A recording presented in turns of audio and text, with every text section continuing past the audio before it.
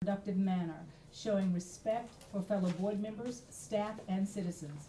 The board asks its citizens to conduct themselves with the same courtesy towards both school personnel and each other. As per board policy, Robert's Rules of Order will be used to conduct meetings. A moment of silence will be observed before each meeting. The board asks that you check your cell phones and other electronic devices to be certain that they are either turned off or on vibrate to avoid interruption of the meeting. We will now observe a moment of silence.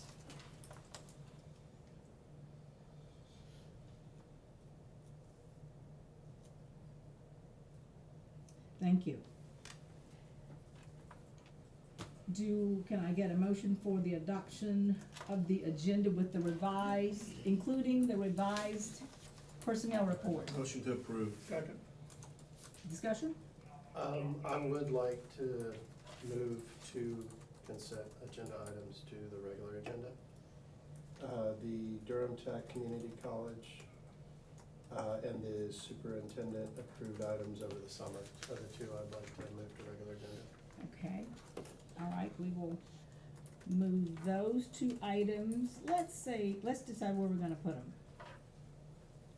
Where will we put them? All right, let's do them after. Could one be 7A and 7B? Are you all okay with that? Mm-hmm. All right, so Durham Tech will be A and superintendent will be B. 7A and 7B. Okay. All right, thank you. So with those changes, all in favor, let it be known by the sign of aye. Aye. Opposed? Thank you very much. So carried. All right. Well, do we have any public comment? Where's the, do you have the sheet? Oh, I'm not ready yet. Thank you, officer. You all are multifaceted. You deliver sheets. All right. Oh, I think I'm supposed to read something, correct? Yes, ma'am. Oh, sorry, Chief. All right. The Board of Education, as an elected representative body of the school district, wishes to provide a forum for citizens to address the board with public comments, to provide an opportunity for input while conducting an orderly meeting. Individuals or groups may be heard by the board in accordance with the policy. Matters involving specific employees are protected under state law, and matters relating to specific students are protected under both state and federal law. Public comments should not address any specific confidential student or personnel matter. Complaints concerning any specific employee or student are not permissible during public comments. If you wish to address a matter that may require identifying either a student or an employee, please first direct your inquiry to the superintendent for assistance on the process to address your concerns. Persons wishing to address the board on an open session item on the agenda for that meeting must sign up prior to the board's regular meeting by signing his or her name and address and the agenda item on which he or she wishes to speak. Speakers will be called upon to speak in a signed up order. Comments will be limited to 3 minutes. When the 3 minutes end, the speaker must stop speaking. The board will not have a discussion with any speaker. Citizens may not interrupt, disturb, or disrupt the Board of Education meeting and will be subject to the provisions of the General Statutes of North Carolina. A person who willfully interrupts, disturbs, or disrupts an official meeting and who, upon being directed to leave the meeting by the presiding officer, willfully refuses to leave the meeting is subject to further action. So, I've never realized it was so long when I was just sitting on the side. It's long. Oh, my. All right, I'm sorry. The first speaker is Jamie Pollan. Jeez, it was long. Thank you. I'm happy to be here today. The first thing I wanted to say was welcome to the new school board members, Will, Hillary, and Sarah, and welcome, Madam Chairman, to your first official meeting. And for me, I've spent some time this week thinking about, it's been a year since Charlottesville, and a year since the passage of, since the passage of the Confederate flag ban, and You know, we're happy to see new members and people who are going to continue to hold the schools accountable for students of color, and we're looking forward to a good year. Thank you. Thank you. Malaysia Bynum. Okay. Jesus Galbano, did I pronounce that incorrectly? Hi, good afternoon. So I learned about racial equity and how other races suffer compared to the white race. And what I've learned there is very important. I learned a lot there, especially things that I didn't know that they never teach me in school, but they teach me in the program. One thing that I learned, many things that I learned, is that black people suffered a lot and Hispanics during the changes in the country, United States. I learned about prisoners that were in England, or people that were coming to the U.S. when it was still growing and being born, is that when the U.S.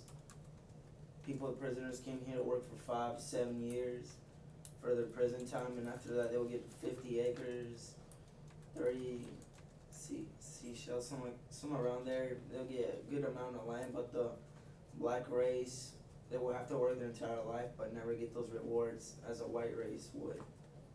And during the time,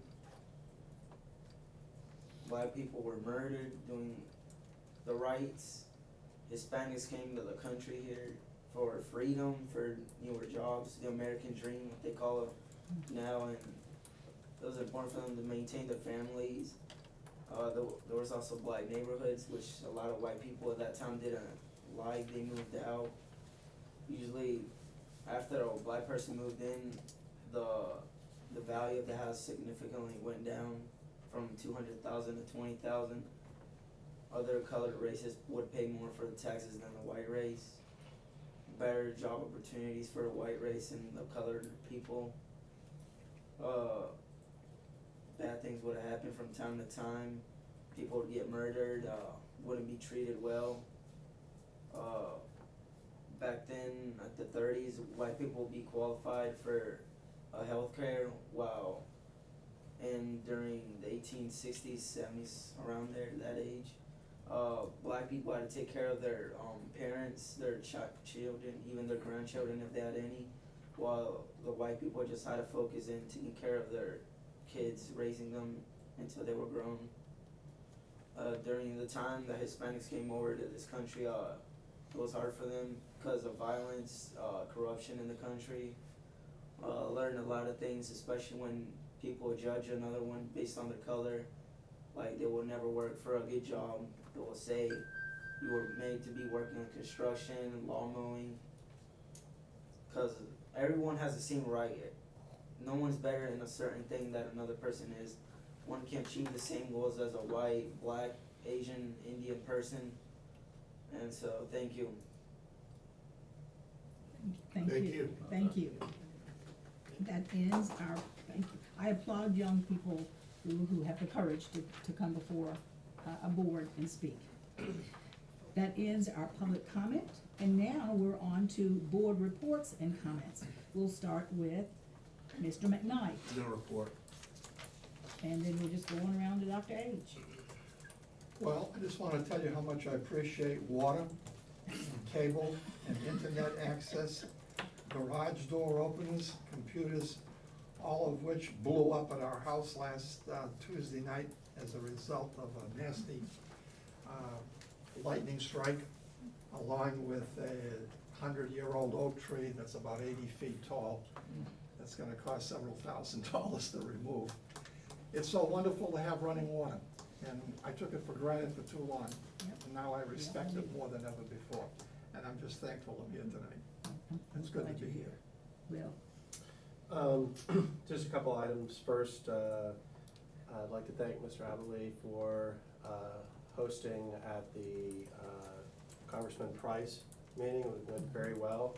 I did want to note that he even paid attention to the details of bringing flags there, so Mhm. Congressman had an appropriate place to stand. Was a very good meeting. the congressman did talk about CTE programs and his belief in the importance of it, and also was very interested in how he could help with broadband, encouraging us to seek out options for him to help drive. So very good meeting there.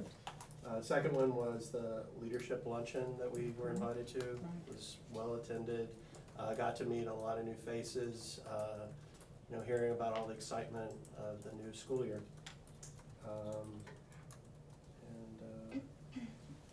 And I'd like to thank all the staff for their helps on all the questions I've been sending them, so thank you all. Snap. Mr. Roberts? I'd like to thank Ms. Strong, I went to your all's graduation. It was very enjoyable, a very good program. Thank you. I have a couple of things. Also, I wanted to talk about summer school graduation and just what a special, cool event that was. I was really honored to be there and see how hard the kids had worked to be there, and just really grateful for the experience. I also, with Mr. Roberts, went to the Showcase of Excellence by the United Voices of Ethlyn Cheeks, and it was most excellent and cool to see our students performing and what they had learned over the summer. I would also like to extend my thanks to Mr. Ablay for his attention to detail with the meeting with Representative Price. It was, went off without a hitch, and all the details were perfect. I was also gonna mention that he thought that we had a real, place in pushing for rural broadband, so I think that that's something that we should, think about as a board. And finally, I met with Mr. Farrington at Partnership Academy and just wanted to mention how impressed I was with that school. That's it. So I missed some great events last week while I was out of town, but I have a couple of other things to report. One, I went to the new board member training earlier in July, along with our other new board members. Dr. Wirt, thanks for coming with us. I think that was a great experience to do together. Was also really thrilled to be able to be at summer graduation and celebrate the hard work of the students there. And also went to the summer camp celebration that Mrs. Strong had led in the United Voices of Ethlyn Cheeks. That was a really special event to go to. And then I guess the last thing I'd say is just related to the REI training, is just to confirm some of the things that were shared by one of our speakers tonight about just the things that you learn in that training that you never learned in school. At least I know that was true for me.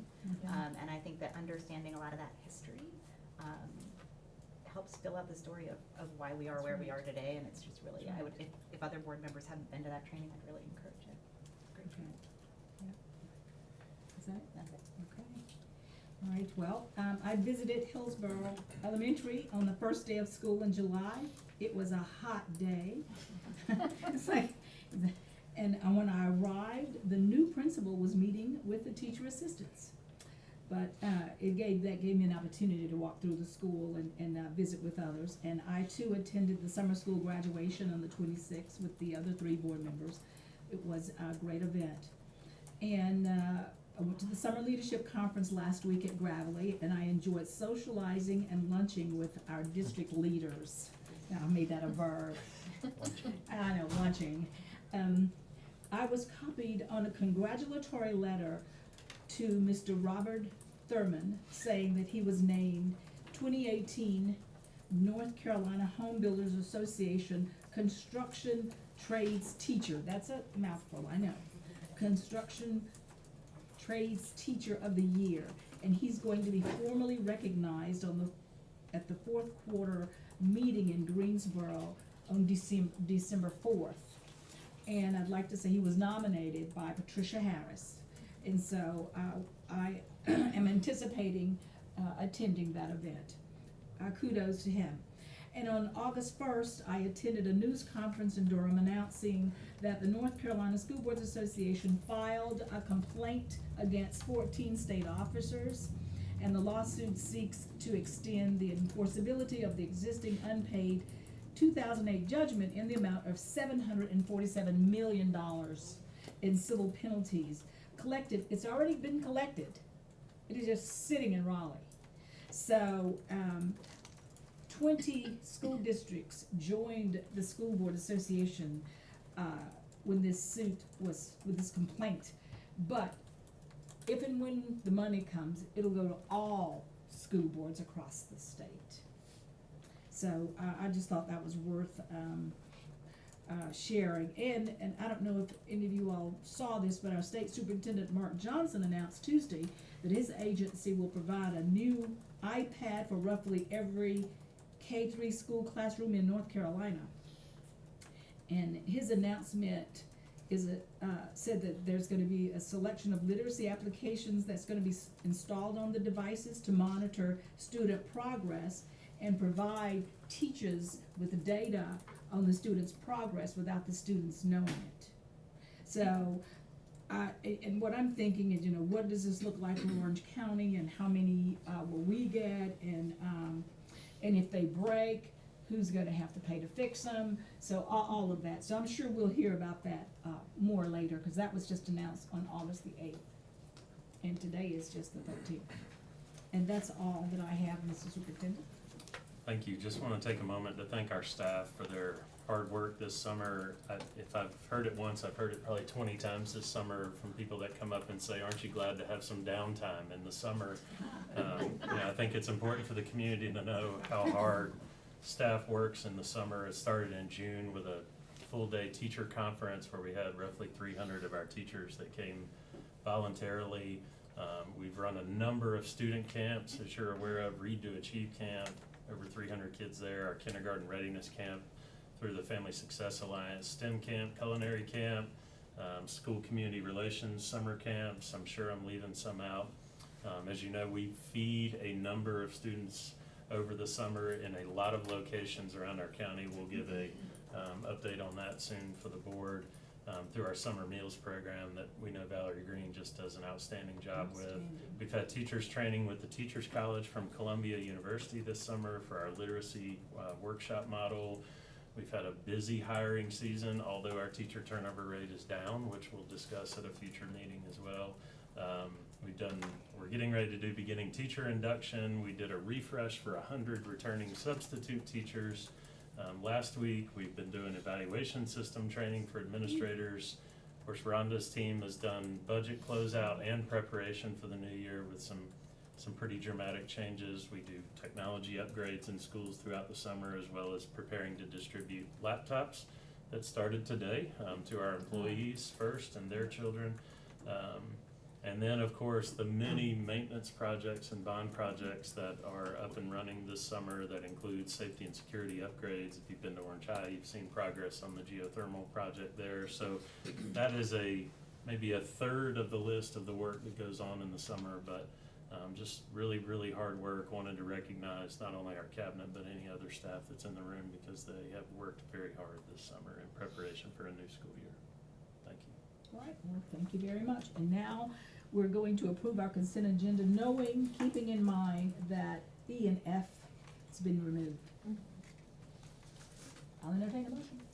So moved. Second? Discussion? All of them in favor, let it be known with the sign of aye. Aye. Opposed, so adopted. All right, so now our, item 7, the whole child resolution. And we're gonna have, Dr. Halkiotis read that. You ready for it? I'm ready for it. Whole Child Resolution, whereas the observance of North Carolina Whole Child Month in October of each year provides a fitting opportunity to reflect on how to best address the needs of our children. Whereas recognizing that true student success entails more than just academic achievement, the nonprofit professional organization ASCD, Association for Supervision and Curriculum Development, launched the Whole Child Initiative in 2007. This comprehensive approach to education seeks to adequately prepare today's young North Carolinians for the demands of college, career, and good citizenship. And whereas the initiative highlights 5 key elements that children need to become happy, productive members of society, that they are healthy, safe, engaged, supported, and challenged. And whereas the first element is that a child enters school healthy and learns about and practices a healthy lifestyle. And whereas the second element is that each student learns in an environment that is physically and emotionally safe for students and adults. And whereas the third element is that each student is actively engaged in learning and is connected to the school and broader community. And whereas the fourth element is that each student has access to personalized learning and is supported by qualified and caring adults. And whereas the fifth element is that each student is challenged academically and prepared for success in college or future study and for employment. And whereas the North Carolina affiliate of ASCD, NCASCD, is the largest affiliate and provides professional development and networking opportunities for thousands of educators across our state. And whereas the continued prosperity and vitality of our state depends on our children's achieving their full potential, which in turn requires educational policies that ensure young North Carolinians be successful. Now therefore be it resolved, this board recognized October as North Carolina Whole Child Month and encourage parents, educators, and community members to support a whole child approach to education. Brenda Stevens, Chair, Dr. Todd Wirt, Superintendent. Thank you for the reading You're of welcome. the resolution. Dr. Wirt, do you have anything that you'd like to say about this before we put this to a vote? I would only say that NCASCD, the North Carolina, as it says in their affiliate of ASCD, is the largest in the nation. It's one of the stronger organizations in North Carolina. We are a member school district. I think many of the elements of our strategic plan and others align with the language here. And it was my goal in bringing this before you to align with the other 53 member districts in the hopes of then taking this to the legislature. And I think the goal is to make October official state designation as Whole Child Month. Move adoption of the resolution. Second? Discussion? So, one question. If this does pass, will we have activities and such that would align with this in the school? Absolutely. All right, good question. All right, any more questions? All in favor of the motion, let it be known by the sign of aye. Aye. Opposed? So adopted. Thank you very much for the whole child resolution. And now, item 8, Title I report and approval. Dr. Wirt? Were we going to 7A? What about Oh, that's 7A? right, we got A and B. Sorry, we got A and B. There were. Well, I guess, it might be you. I know, it's you, it's you. So should we start with the Durham Tech? Durham is A, Durham Technical Community College Articulation Agreement. We will certainly heed to the will of the board, but normally when an item is pulled off of consent, we just simply open it up for what a question might be about that specific Correct. item. Correct. Do you, all right. You'd like me to ask? Well, you don't have to ask, but, You pulled it. we can talk about it. Let's talk about it, y'all.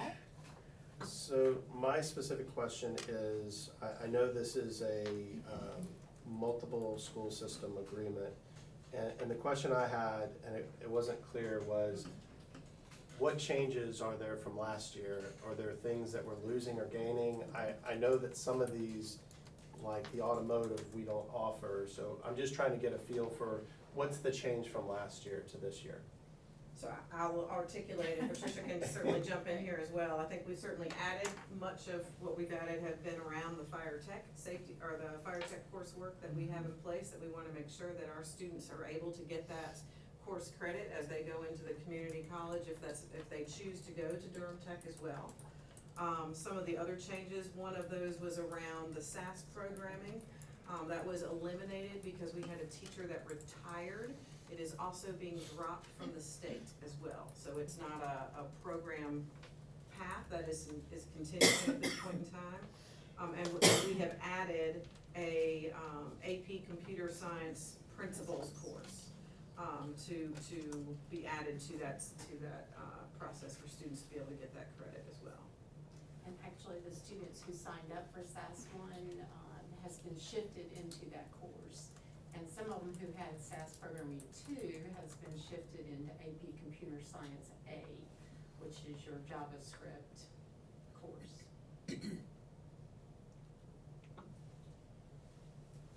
So, I guess the other question I had, I'll just keep going. That's since okay. somebody's not here. It looks like this is renewed every 2 years. Is that the resolution for 2 years? It can be. Okay. If there's really not any major changes, then it will just continue. Okay, okay. And we may take another look at it and decide that something, for example, the SAS programming will probably drop from the articulation, the local one, because of the state removing it from their course pathway, so. And the other question I had was, just curiosity of, is there an equivalent Alamance version? There is not, because Alamance Community College is not our assigned community college. The state determines which community college is assigned to us. And because there's not a community college in Orange County, that's usually the one you're assigned to. However, we do not have one in Orange County, so our assigned one from the state is Durham Tech Community College. So there is some subplanting that they call it. We can't really reach out to ACC, especially if the Durham Tech programs are already offered, the same ones that we do have students. We don't stop them from attending ACC. We're just not in a local articulation agreement with them because of the state saying that our articulation would be with Durham Tech. So, I'll just plant this thought, Yeah. is that I did see on the Cedar Ridge CTE page, it does mention Alamance at Yes. several places, so it Right. appears that we have some relationship with them. Relationship versus, Articulation, so Right. that's, so their Articulation, students are there's a still able difference. to attend, I was Yeah. just about to say that. Yeah, yeah, Many I- students attending ACC and getting coursework and getting, Right. having great opportunities there, and we have a great relationship with them. It's just that this articulation agreement is to the assigned community college that you're with, is really what that is for. Okay. I just wanted to add, that's been true for well over 30 years. yeah, And you get a significant number of kids that'll go to Alamance Community College for the offerings, and other kids go to Durham Tech.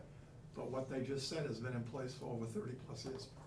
Okay, that's all I Any have. more questions? Yep. All right, well, if we. Need a motion to adopt? Yes, we need a motion So to adopt. moved. Second? Discussion, any further discussion? All in favor of the motion, let it be known with the sign of Aye. Aye. Opposed, so adopted. Thank you very much. So that was 7A, and now 7B is the superintendent approved items over the summer. So again, I think we're prepared to give as much or as little information as you would need on this particular item tonight. Both Michelle and Kylie have worked together on this agreement and relationship with Modern Teacher. Maybe best to begin, Mr. Atherton, with your questions or? So, when I was looking through it, and I appreciate the follow-up questions, it appears that this is a framework. It's a framework to be able to do the evaluation? So the evaluation is a piece of what they do, the evaluation initially, so let me back up if that's okay, and that way maybe it'll all be in context, it makes a little bit of sense. So, we've had technology in classrooms and schools for a long time at this point in time, but what we've also observed, not just in Orange County, but across the nation, I think, is that sometimes we teach reading, and we teach math, and we teach technology. But the reality is we want that to be an embedded piece of what instruction looks like for students. And in some cases it is, but it is not necessarily systematic. So we wanna think about how we can do that better, and we can really make technology an integrated approach to how we deliver instruction, and that embeds into our instructional resources, our pedagogy, every aspect of what we do in the classroom. So this is a framework that does help us as an organization think about what are we doing to ensure that we approach technology as a piece that's a part of everything we do every day. And it happens for the teacher in the classroom and for the student, but it should happen all the way up the organization, right? So we don't want teachers to be asking teachers to do something the rest of us don't do. So it's providing leadership for that, it's thinking about what do we do in our instructional framework for that, it's talking about how do we have our digital ecosystems, the work that Todd Jones does, how do all those things work together to make sure we're laying the groundwork for this to occur? So I did see in your question answer part that other districts like Alamance has done this. Do you know how long they were in the program? I know that this is like year one for us, and I did notice you said up to 3 for others. Are they in the 3-year mark, or? I can speak to that. if you Yeah. want. I mean, they just finished about their first 8 months maybe with Modern Teacher. I spoke with Dr. Harrison about this resource before we considered it. They have gone through the evaluation, the planning, the alignment of professional development, the analysis of their curriculum.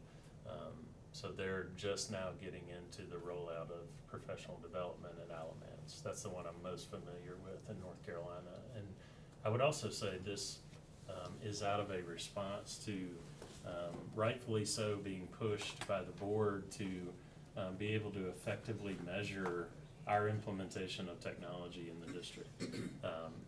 The challenge that, and I've been very candid over the last couple of years, that I think our initial implementation of the one-to-one lacked a real professional development plan and an understanding of why we were headed in this direction, which has made it in turn, which most one-to-one districts have, a very difficult time of evaluating just the effectiveness of the laptop when it comes to, say, student achievement, right? Within a classroom, there are a myriad of things that affect student achievement, and to isolate that down to whether the laptop did that or not is very difficult. But what we can do a better job is of tracking professional development, our alignment of our curriculum and our resources, so that we're not only aligned to the technology model that we have, but the professional development that we're delivering as well, the attributes of teachers and how that changes over time.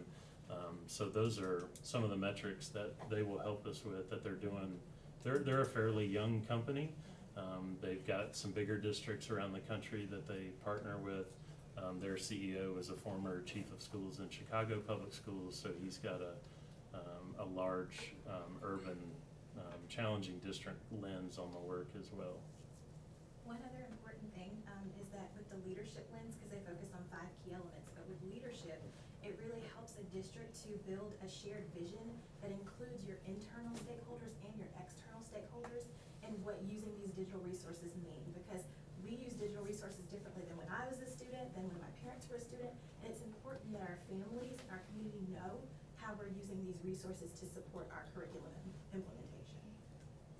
And the other challenge we have is that the resources are evolving like monthly at this point, you know, from where resources were when we started the one-to-one to where we are now, and how they've changed, and their cost structures, their implementation, all of that is, the large publishers are molding and shifting almost monthly at this point. So the first 8 months would be defining essentially the rubric to measure where we are, and then from there we would go forward to actually identifying the personal development of the teachers and staff. Yeah, I'm not sure that's gonna take 8 months. That was just where Alamance was at this moment based on their leadership. We've been one-to-one for a long time, so I think ours will be accelerated personally on some of that work up front, from an evaluation standpoint. We're also, one of our major reasons for wanting to enter in with this system is our desire to deliver more and more personalized online professional development for teachers. We have less and less teacher work days at this point. We have more and more of our workforce that wants differentiated professional development based on their needs, as opposed to bring 50 teachers to the room and deliver all the same thing all the time. So this system also allows, once we've gone through the evaluation system and we build our professional development needs in each of those 5 areas, we then have an in-house structure to be able to deliver sort of on-time differentiated professional development for staff. So my understanding of the system is a system to identify it, but we would need a different system to deliver those. No, We are currently starting the process of talking about delivering modules or online professional development to our staff. That's happening actually right now. That's some of the lift we've done, but the platform that exists there is a means by which we can see how other districts and across the network, when it mentions the network across the United States, about how other people are delivering that kind of instruction to teachers so that we can provide support for ourselves. It gives us a place to launch from, right? But in addition to that, that platform, it does not have to, can be what we launch from, but it also can be something we already have currently in-house. Yeah, I was just distinguishing, this one is figuring out what you need, and then you need to purchase the. We don't have to purchase anything. there are for it. resources within this system. Once you evaluate, you build basically more of a personalized professional development for our school system out of a large bank of resources and professional development that they already have built. What it also provides us is if we have internal professional development that's online already built, we can also add that to the system. But that delivery is only available as long as we're subscribing to this. Correct, yeah, that Okay, would be true. So if we didn't resubscribe in future years, we wouldn't, that whole infrastructure would be inaccessible? Correct, I mean, that would be true with any system that we use to deliver online professional development. So what would, I mean, this, I guess my question's leading to, what would success be at the end of the end of the contract? If we looked at it and said, okay, we've put the system out, we've identified it, what would we say measurement of this success would be? Like, if you came back to the board in a year and said, hey, here's what we did, what would that be? So I would say identified success at this point in time would be that we would have certainly done a self-assessment. We would internally have a little bit of knowledge about where we stand and where our goals are moving forward. We would have defined a theory of action. I think that's in there as well. We would define specifically where our goals would be targeted, where we would strategically want to be moving. We will have an instructional model which is already in place to some degree, but would be much more defined around the integration of the digital components. So all of those back-end things would be completed so that we could be doing exactly what Dr. Wirt was referring to with regards to launching to more public-facing to our staff with regards to professional learning around what actually they would be doing in the integration piece. Okay, I guess my last question on this is, when we say staff, would this be available to everyone, or would assistants or others not be eligible? Who would be in that pool of? Yeah. Mr. Roberts. Where I see this is, it basically gives you an opportunity to buy a package that's already defined, and the teachers will have the ability to say, hey, this is a skill set that I need to work on, and pull it in and work on it when they want to work on it. There is that opportunity as well. That's a part of it. Well, do we have any more questions? More discussion? Well, if not, colleagues, this is an action item. Correct? Is. You know? It is, yes, ma'am. So what's your pleasure? I think Mr. Atherton should make the motion. Or not? Or not. I move to approve. Second. Any further discussion? I would only say that I would like to see progress on this at a regular basis, so we can, because this is a lot of money. Yes, it is. It's a significant amount, and I just would like to see some progress, like. Yeah, you wanna see what you're getting for it. Right, and, Yeah. and are we being effective in Right. meeting some target? That's important. All right. Point well taken. All in favor of the motion, let it be known. Aye. Opposed? All right, so, go forth and do great things. Thank you so much. Yes. Now, we are, down to the, oh, that's right, you can stay there, right? Title I report and approval. Yes, ma'am. So in your board packet, you had the documentation around the 18-19 Title I plan that will be going to the state for the 18-19 school year. Just some background knowledge around Title I. So Title I funds are drawn down from the federal government to the state government and then to a local education agency based on student-free and reduced lunch forms and the poverty level that students may experience. The goal of Title I funds is certainly to level the playing field for kids, right? We want to make sure that we provide additional supports for students who may be at risk, to make sure that we're doing what is very best for those students in need. Currently, we have 4 Title I elementary schools. Those are defined as a result of our poverty bands that we put in place. Those schools are Eflin Cheeks, Central, New Hope, and Grady A. Brown. We have funding bands that are also articulated in this document that define our allocation amounts. Those bands allow the district to allot those resources based on the per pupil need of those students to make sure that we are providing more resources where there is greater need and we can differentiate that as is necessary. Essentially, the Title I application is very similar to what it has been in the past. The only difference being that we have incurred some carryover funds as a result of lapsed salaries in the last year. The benefit of that is that we needed to be able to find a place for some pre-K funding to ensure last year the board gave a fund balance appropriation for pre-K last year, and we were able to cover that inside the Title I budget for this next school year due to those carryover funds. All of the staffing of both at the school level and at the district level will remain the same for Title I for the next school year.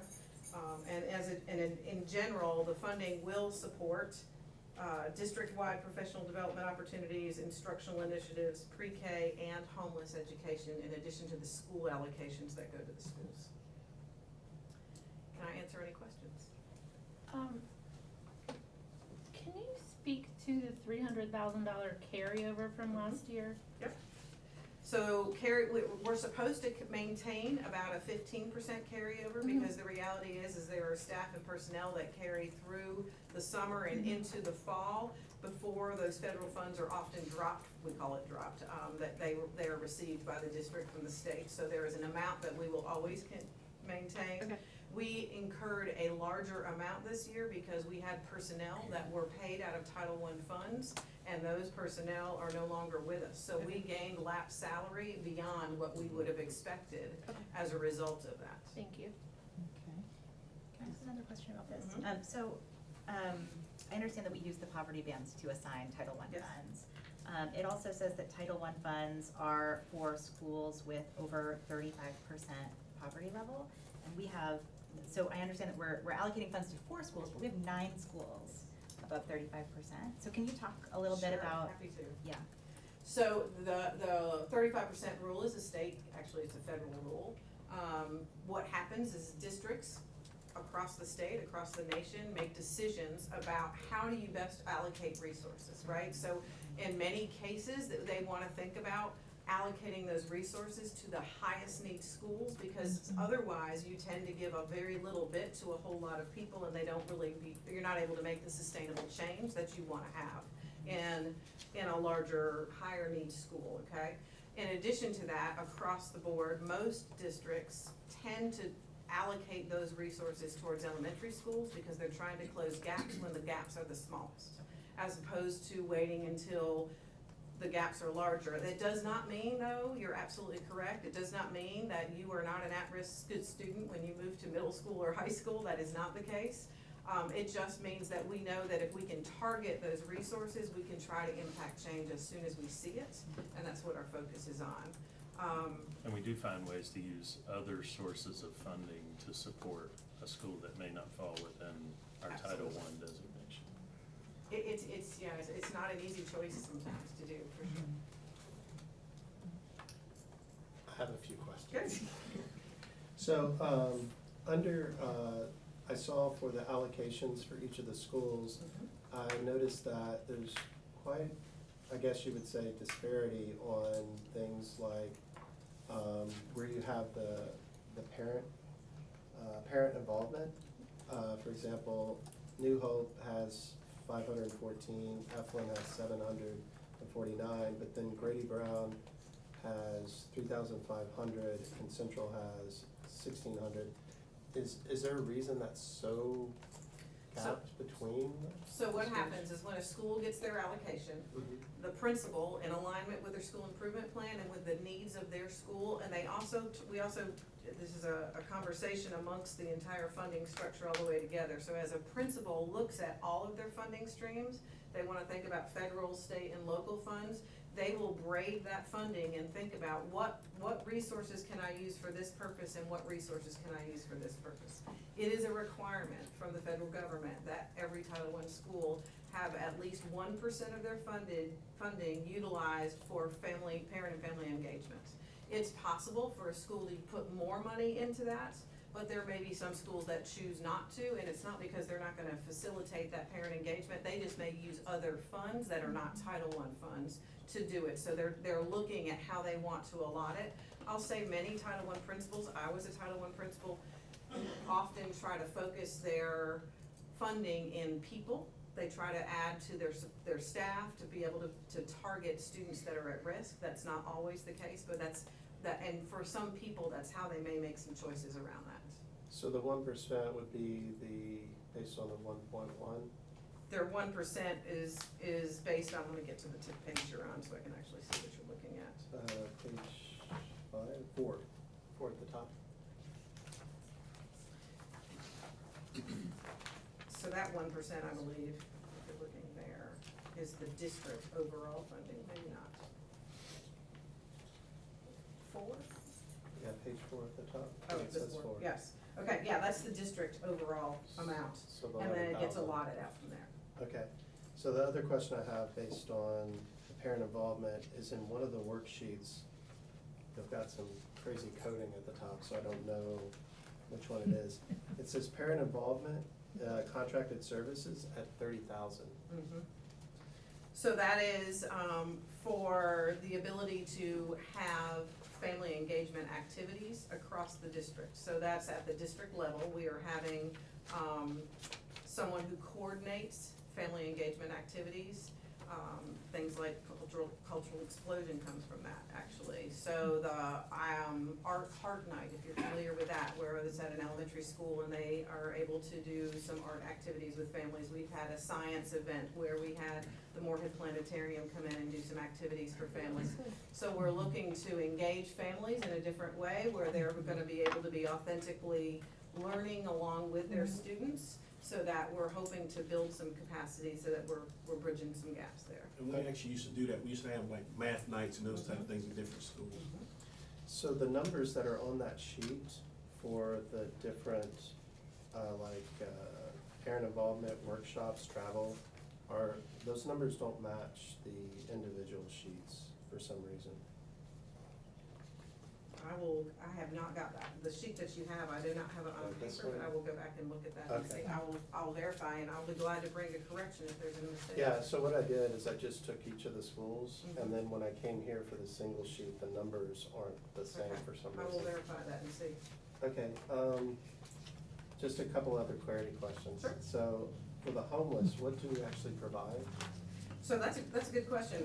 It depends. Sometimes it could be, cap and gown for students who might be homeless. If they're a senior that need a cap and gown, it could be field trip support. It could be, we have some, could be clothing or those kinds of things. It's a variety of things. It really is dependent on what those students need and what they need support in accessing in their educational process. Okay, thank you. One last question. On page 14 of the application, it says in dial 4. What does that mean? So a dial 4 is an assessment that we give pre-K students Okay. to assess kind of where they are. A dial 4 looks at their cognitive abilities, some of their developmental, motor skills, some of those kinds of things. So we give that assessment when they are screened to come to pre-K, and when they are screened, we can assess whether or not there's risk based on the state norming of that assessment to be able to determine whether or not kids are where they need to be at their developmental age. That's what we're trying to determine. So if we just assume that there's risk, then we would want to try to make sure that we would prioritize those students for some pre-K services. Okay, thank you. Sure.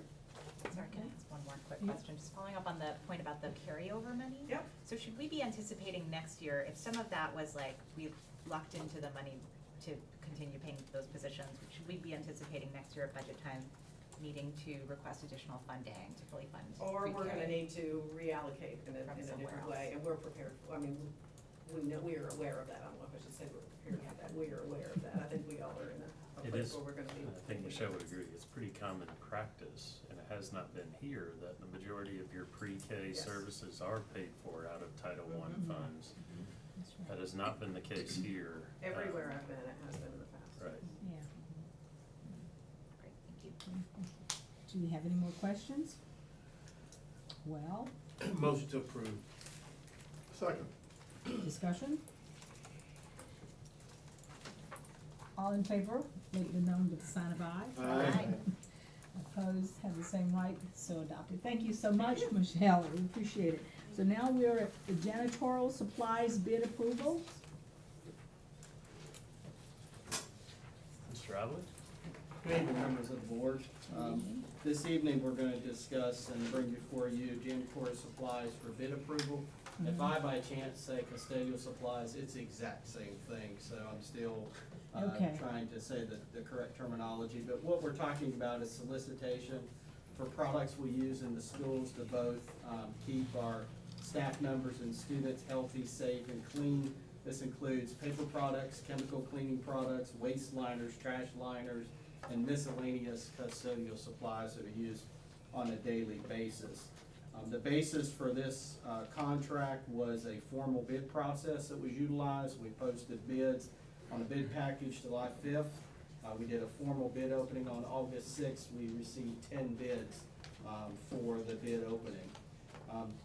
Just to give you a little background about our custodial supply process, 3 years ago, we discussed with the board a contract that had been in place, and that was a turnkey service that was provided for the district that provided 3 things to the schools. 1 was custodial supplies, 2 was monthly custodial inspections, and 3 was an annual training for custodians. We paid approximately annually $156,000 a year for that contract.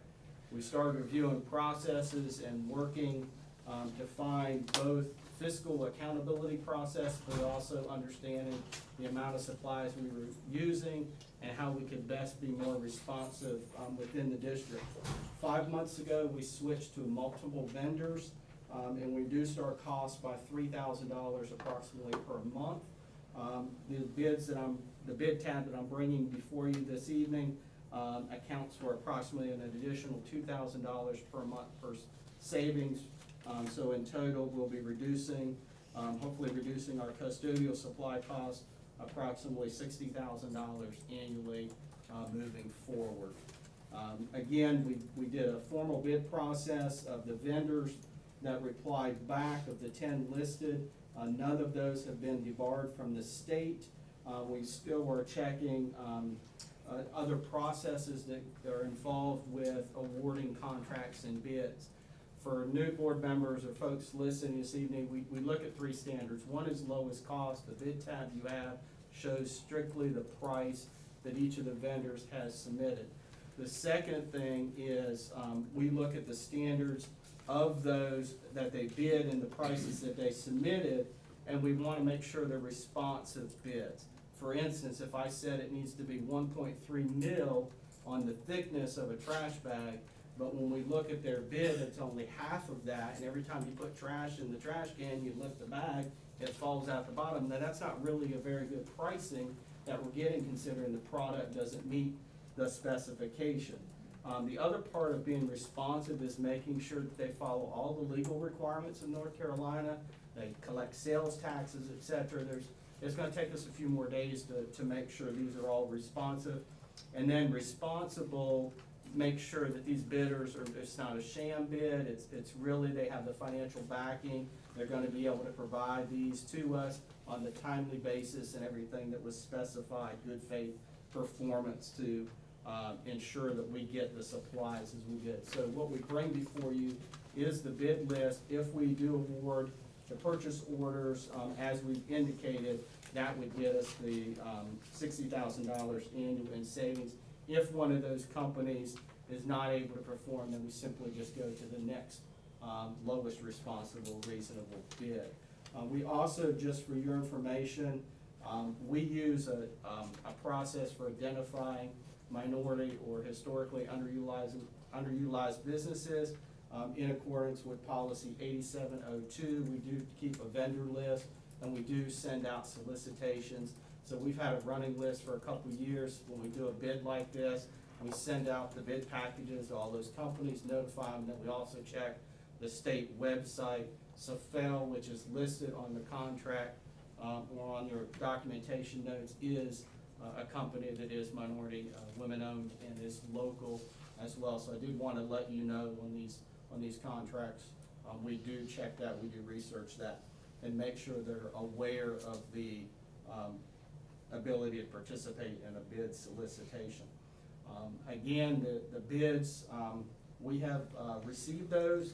We'll continue to work through the processes to, award purchase orders. Are there questions and comments on the formal process that we utilize, the cost savings we anticipate from the contract, and the process utilized for awarding bids or contracts? Hillary? Okay, so this isn't exactly a question that you just listed, but I'm looking at the janitorial supplies bid addendum that's attached, and I'm looking at questions 7 and 8. Why is antibacterial soap being requested, and will a bid of standard foaming hand soap be accepted?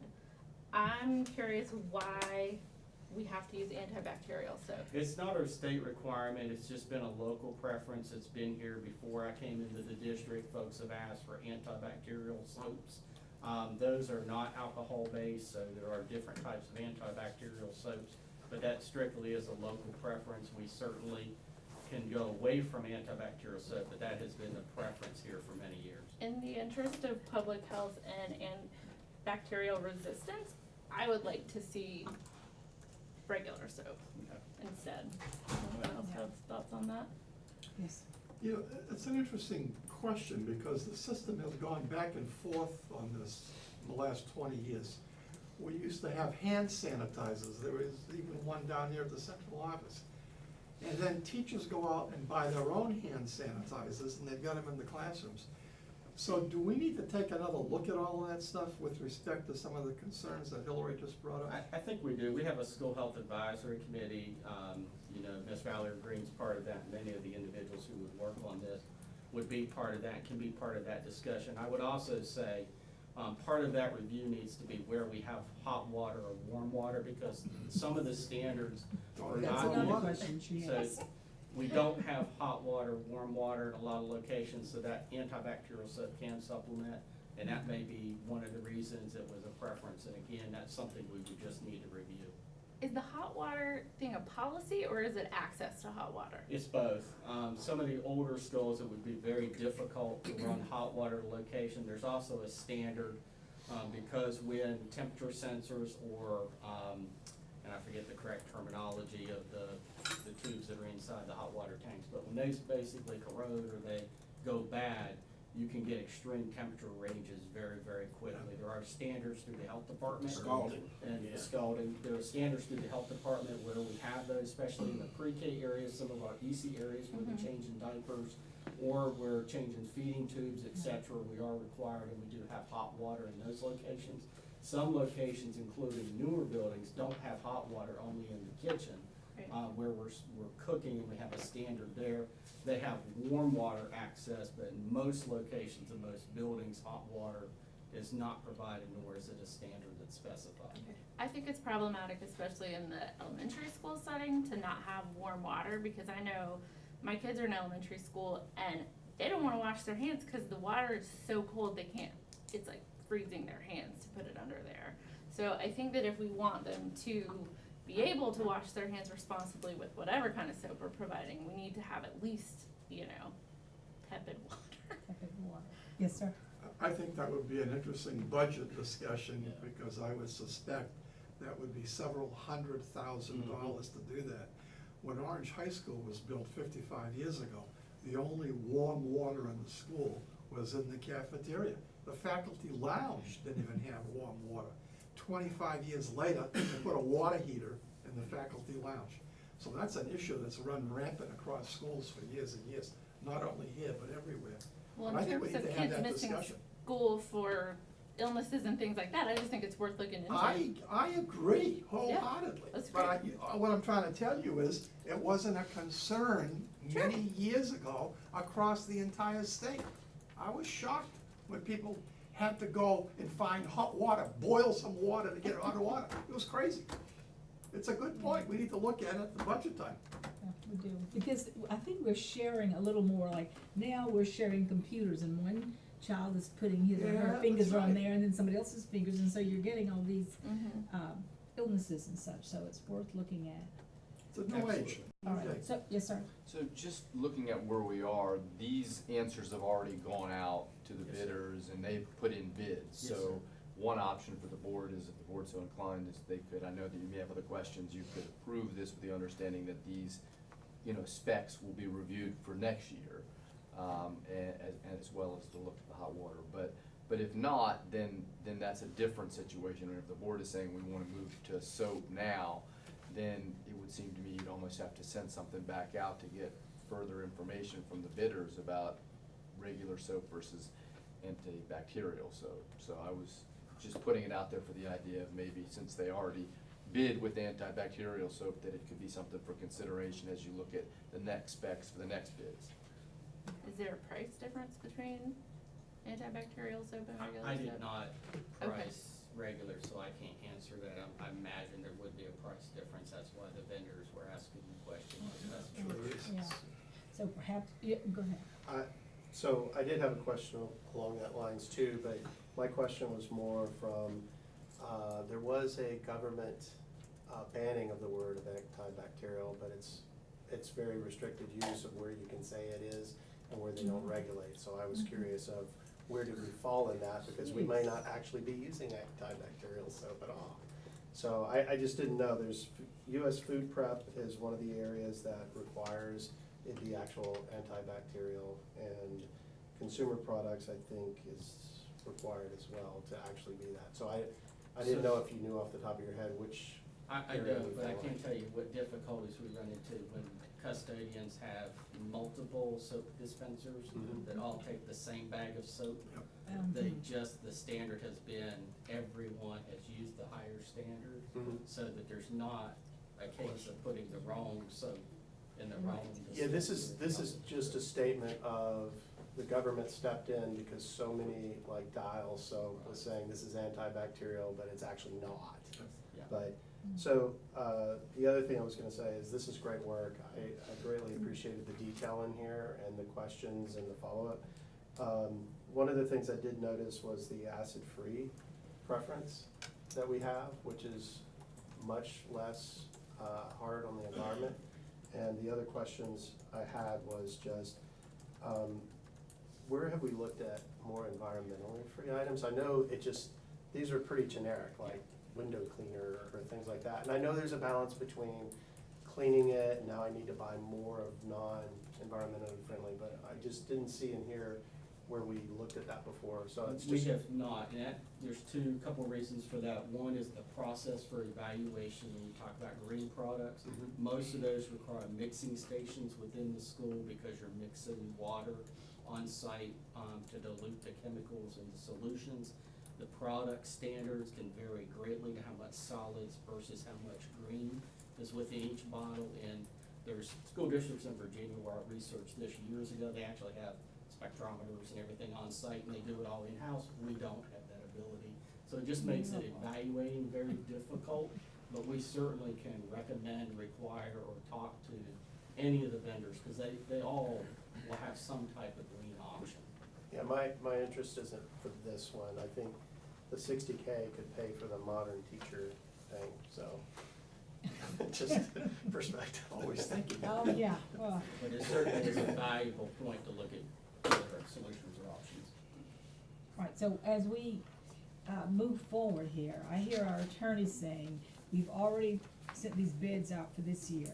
So if we roll with it as it is, but in the future, we would make the have the consideration that Hillary put on the table.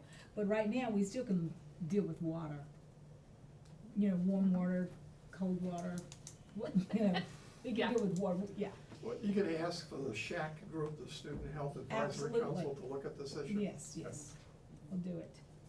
And I think our energy, as we've got some energy things we'll be bringing as well, and that'll go along with the energy standards as well with more hot water heaters. Okay, thank you, yes, sir. I'd like to suggest that you might want to consider being on that SHAC group. Brenda has Yeah, done it you in the wanna past. do it, and I will send that to. That would be a good Yeah, you, place the to get SHAC input. group is a great group. Okay, It's, great. it's an early morning group, it'll be wonderful.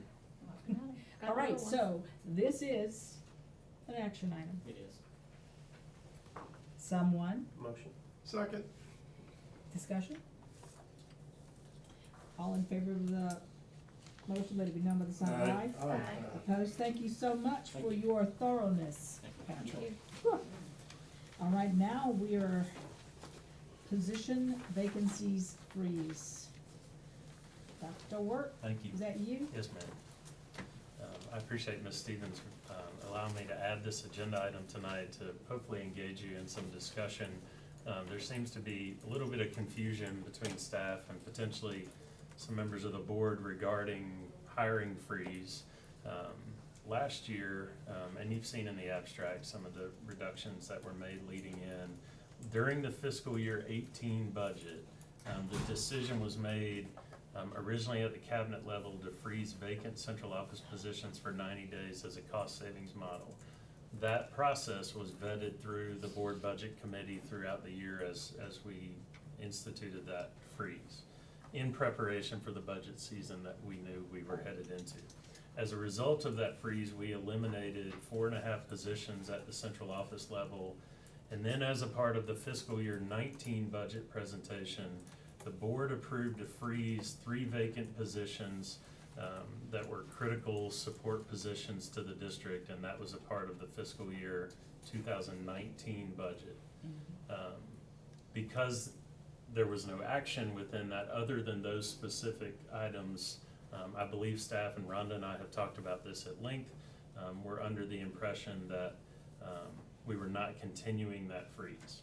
However, with that freeze, I do want to put that on the table tonight for discussion of the board. That freeze was isolated to central office or central services positions. So when you think about that term, that needs to be beyond who you would think just resides in King Street or the Annex. I mean, those are all people that are centrally employed, and that we had frozen positions that were locally and state-funded positions. Honestly, when you freeze it's no benefit to us to freeze a federally funded position. There is some benefit in freezing a state-funded position with local supplements and our ability to maybe shift employees to funding sources. The most benefit exists with locally funded positions. Currently in the district, if we were to put that freeze back in place, the positions that would be available to freeze would be an HR manager position, a fuel truck driver position, the director of CTE, a technology tech 1, and a senior network analyst. And just for some context, I mean, currently our tech department has a total of 12 staff, including the vacant positions. Some of the reductions that we made, for example, last year, we eliminated 2 tech 1 positions and half of them an administrative support position out of our technology department. Our HR department has a total of 7 staff members right now, including those vacant positions. Freezes in certain departments based on size can very well and may have an impact on our ability to provide, sound support to our employees in our schools.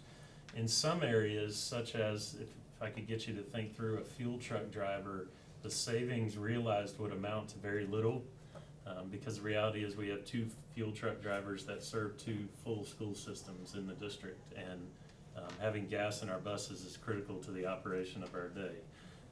And if we were to freeze that position, that work would still have to be done, which potentially could result in compensatory time for other employees that would mitigate really savings that you would have in a position like that. Is that position shared, since we do have shared bus services with Chapel Hill? Patrick, you wanna speak to that? How fuel truck drivers function across the two systems?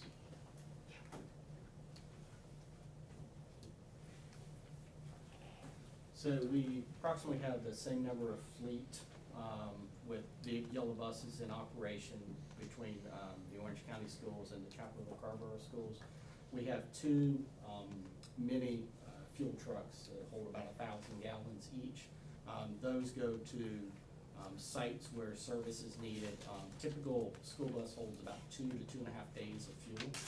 So those buses constantly need to be refueled. They all can't come back to the fuel. The only fuel center we have is up here in Hillsborough. So we have buses out at Gravelly Hill, we have buses at New Hope, we have buses spread out all throughout the Chapel Hill Carrboro schools, including their garage. There's no fuel station. It's all done off a fuel truck. And so, all of the yellow bus fleet for us, now our activity bus drivers fuel at the fuel station here. So those fuel truck drivers are constantly every day. They're at school sites, filling and refilling buses. They're at the garages, filling and refilling buses. And then on occasion, like in Chapel Hill, they have to do their activity buses using a fuel truck as well. Right, those people are the same people to do both school systems. We have two individuals, and one works for the Orange County schools, one works for the Chapel Hill Carrboro City schools. We run all the fuel operations out of the Orange County schools.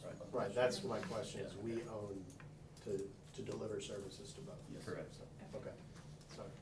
Just a couple other points, and then I'll certainly open up for discussion. One concern, especially within a smaller department in the district with freezing positions, is that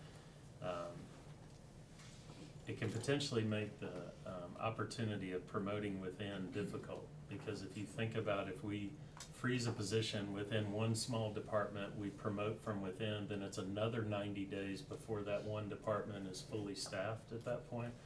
As you know, hopefully you've seen, we have worked very hard to try to promote from within in the system, not only at the school level, but within departments, just something for consideration. So tonight, what I'm really seeking is clarity on the will of the board around a freeze of central office positions for 90 days.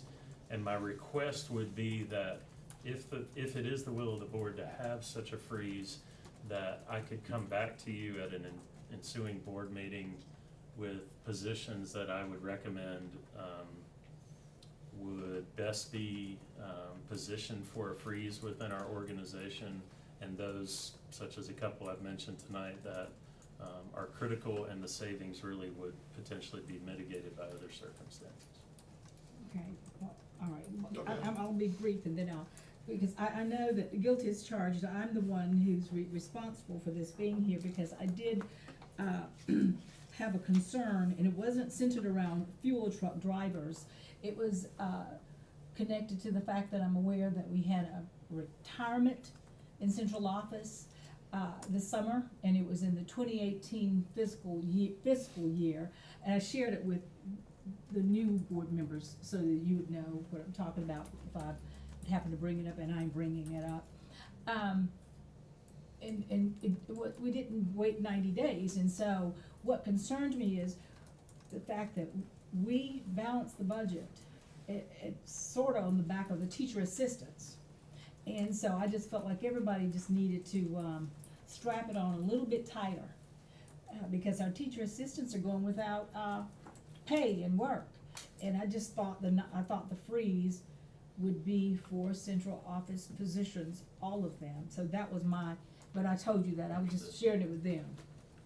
Yes, sir, Dr. H. Well, I was under the same impression, and I'm still laboring under that impression.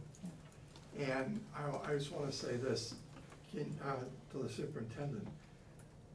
We had a number that Rhonda gave us on projected fund balance at the end of the year. So what actually was the fund balance when they closed out the past fiscal year, June 30th?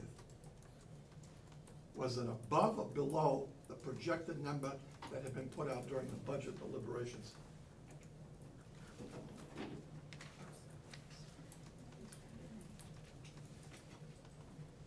We haven't had the final audit to close out our books for the end of the year, so we don't have a final fund balance number at this time.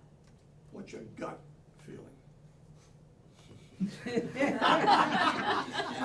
I like so would that. I. Feel good, really good. Based upon the preliminary, data that I've been able to see, it looked like we would be putting roughly, $300,000 to $400,000 back into fund balance. Okay, that's what I was probably figuring. After a multitude of years of looking at this stuff, that's usually the scenario that takes place. Now, I'm gonna say something tonight that I've said all during the budget season last year.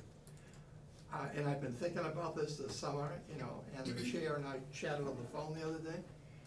I don't wanna balance all of this stuff on the backs of teacher assistants.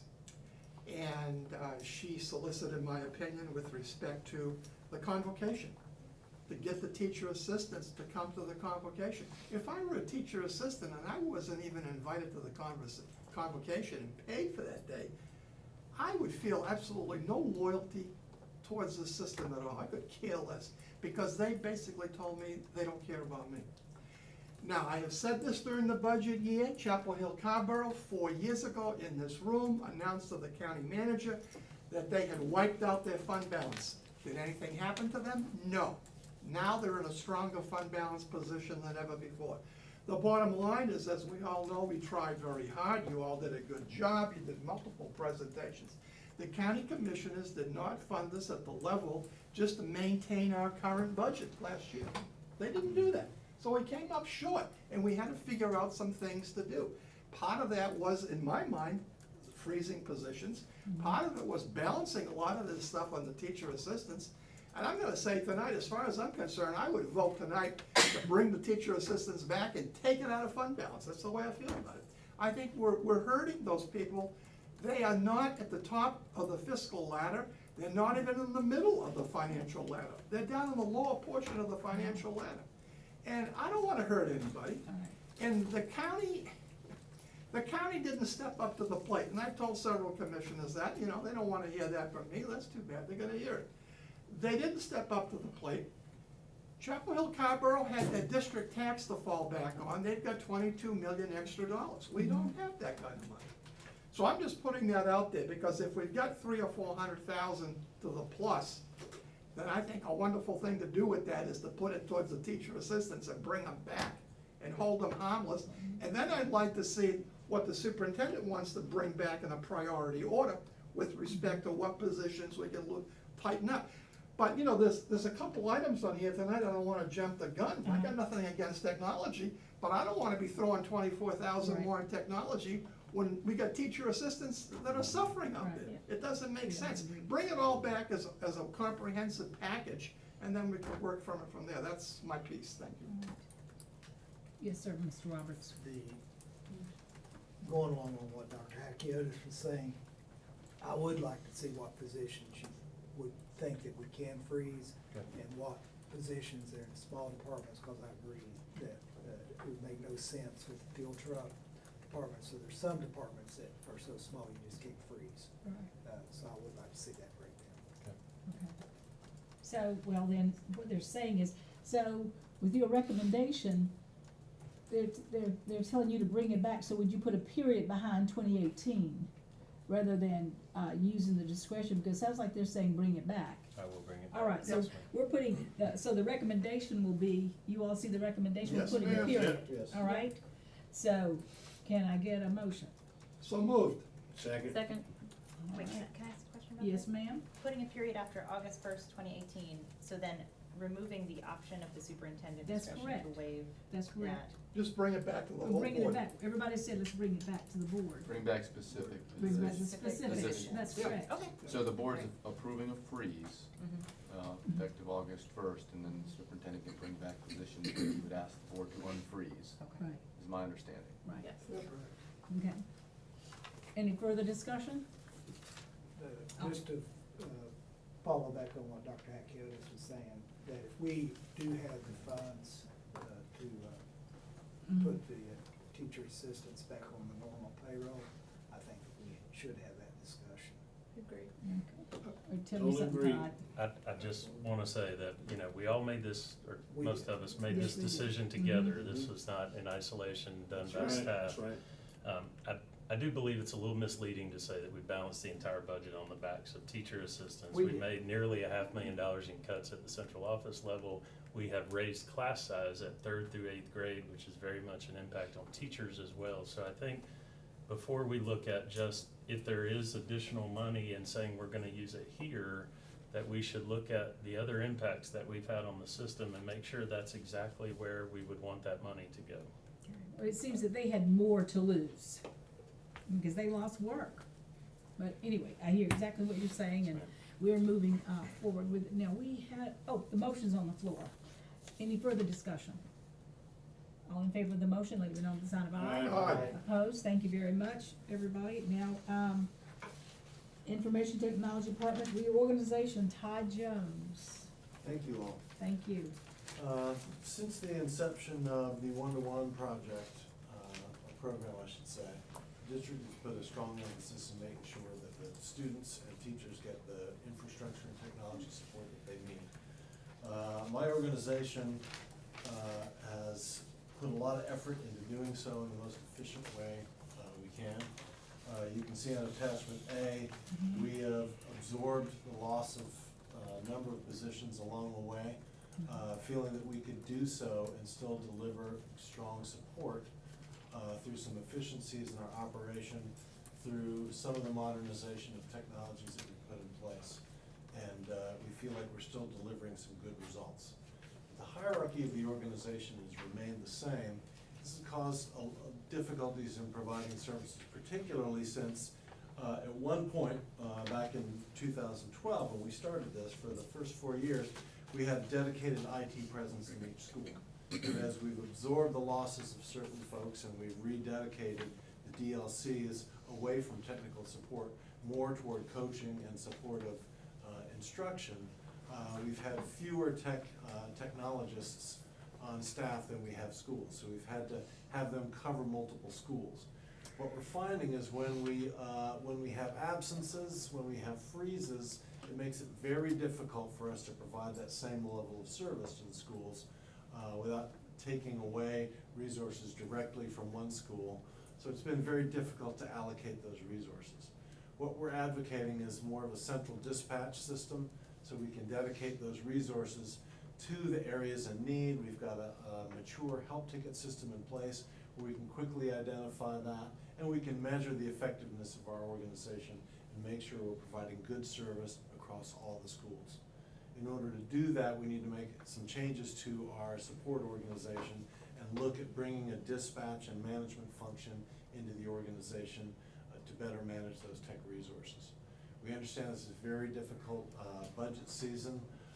We take that very seriously, and I hope you can see that in how we've adjusted our staffing levels over the years, even before we got to some of the difficult budget challenges of this year.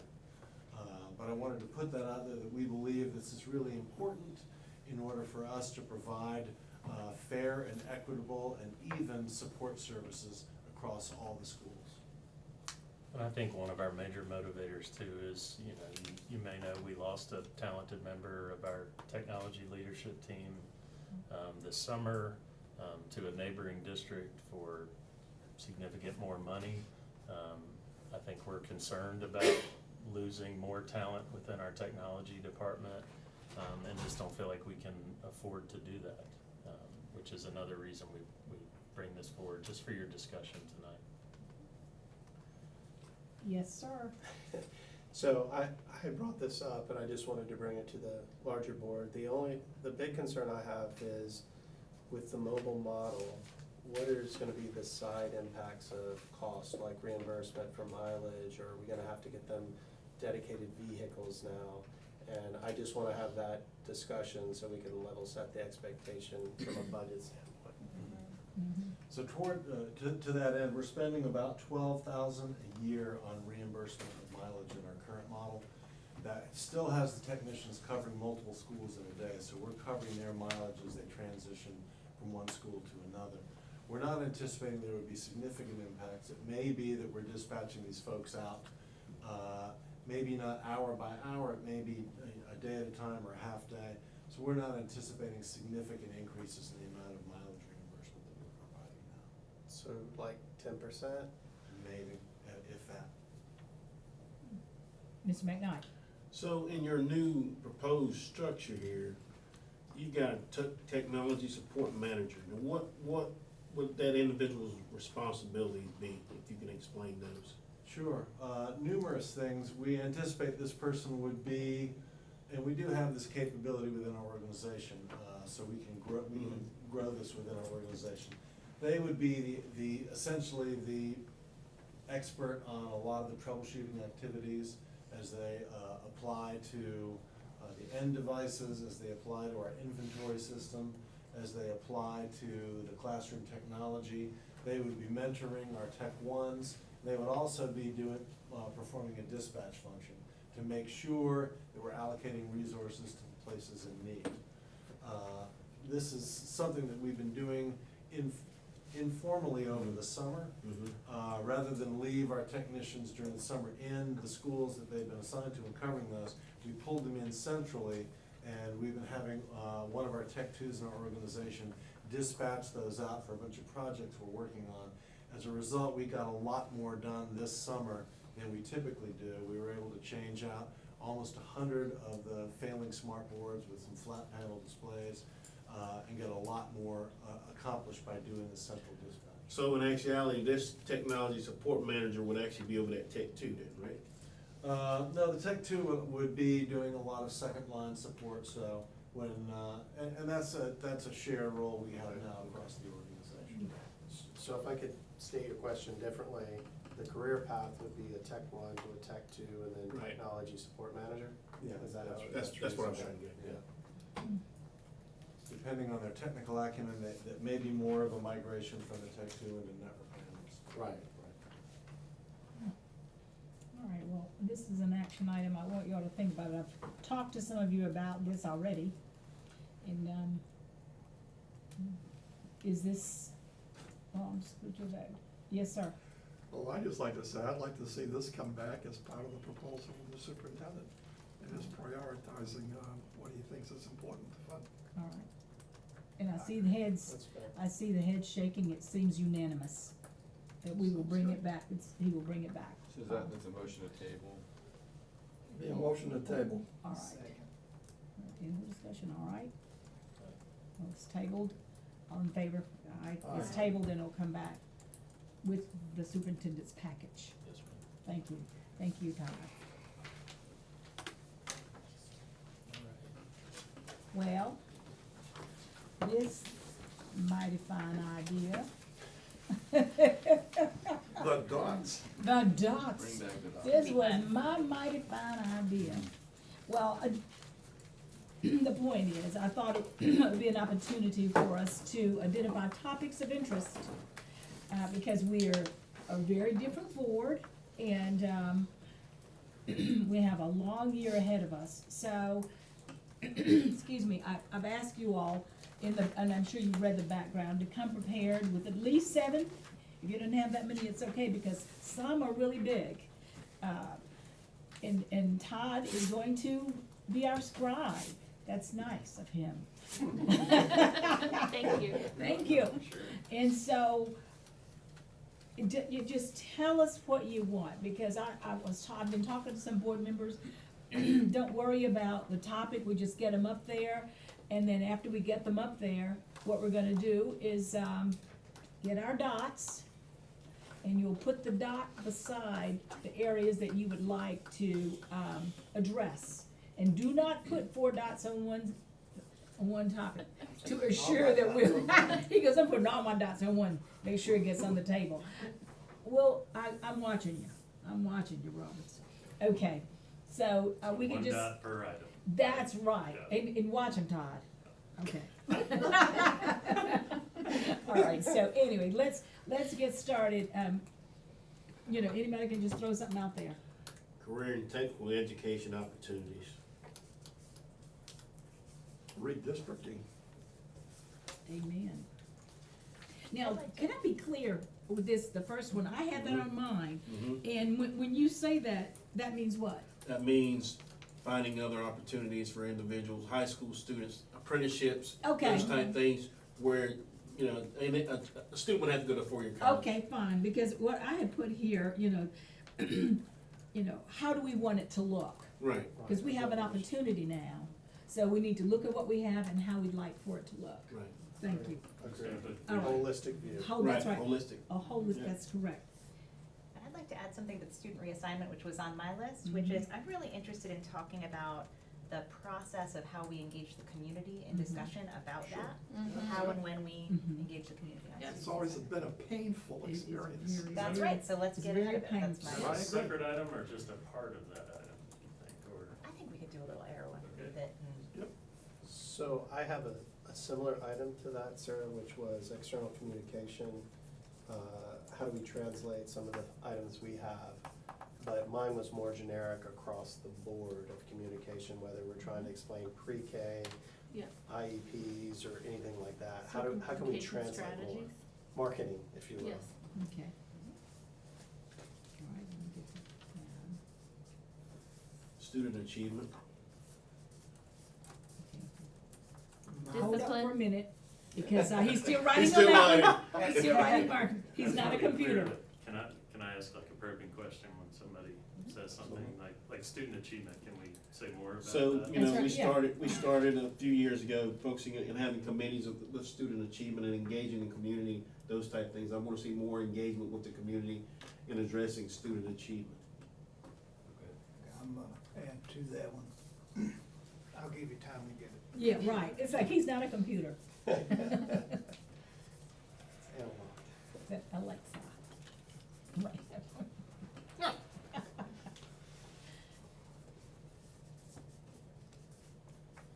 Okay, Mr. Roberts? Mine, it's tying into student achievement, but it's also tying into part of our discussion tonight on the way we're spending money at students at risk. And we have some history on data now, so I'd like to see, going back to the year 2015, students that were in the third grade that year, that got a 1 or a 2 on the EOGs, and they should have been targeted. How did they perform in the fourth grade? How did they perform in the fifth grade? Is what we're doing working? And then do it also for the year 2016, but we'd only have the fourth grade on that. To actually say, hey, what we're doing is working, or no, it's not. I'd like to know. Good idea, good idea. Racial equity and discipline. Oh, yeah. I didn't follow on that one too. She's looking at my paper.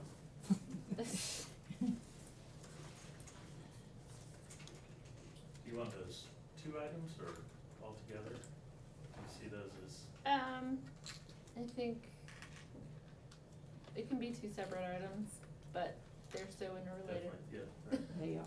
But there's an interconnectivity between the two. Oh, absolutely, Yeah. 100%. How about a little line capturing Yeah. one to the other, with That's an right. arrow going both Yeah. ways? There we go. And I had, looking at the recommendations of the equity task force. Yep. Yes. And follow up. Perhaps that's just what. And it all Yeah. falls under that student I achievement. like have you that, said. yeah, more transparency, Yeah. transparency with the equity task force. Yeah, diversity and inclusion.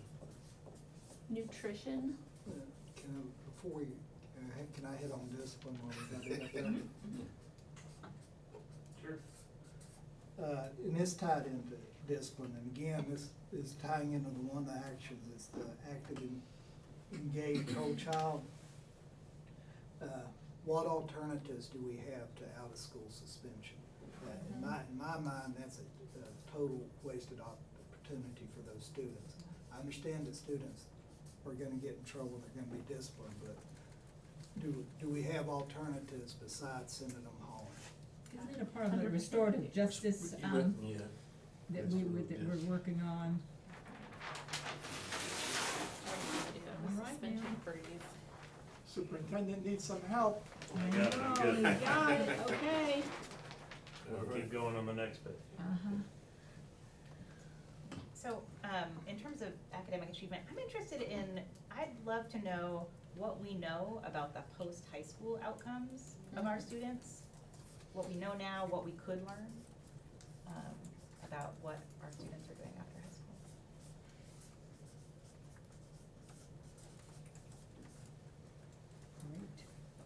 I've got one, what can we do to recruit more minority male teacher assistants, underemployed males. And then along that same line, can we leverage those individuals if we're able to recruit as bus drivers? Because No. we're always wanting more bus drivers. Well, minority males as teacher assistants, well, what, Just as a I was just broader- saying, Just just, reaching out, just. Yeah, well, yeah. what yeah, actions let's are say we- minority recruitment, because Yeah. I'd like to hope we could get minority male I agree. teachers. I agree. well, Well, and Or maybe other we're- administrators. and that's what I had, diverse hiring practices is what I had. Correct. And actually do it, not just say Right. it. Or come up with a career path plan for them to get certified as a teacher. Right. Career Well, path. Budgetary considerations, 2019, 2020. That's good, Yeah. that's something. Could be very doomy and It gloomy. is going to be doom and gloomy.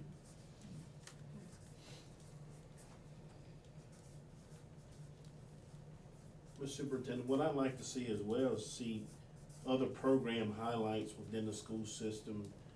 You know, we do curriculum programs a lot of times, but seeing just other areas within the school system itself and highlighting some of those individuals as well.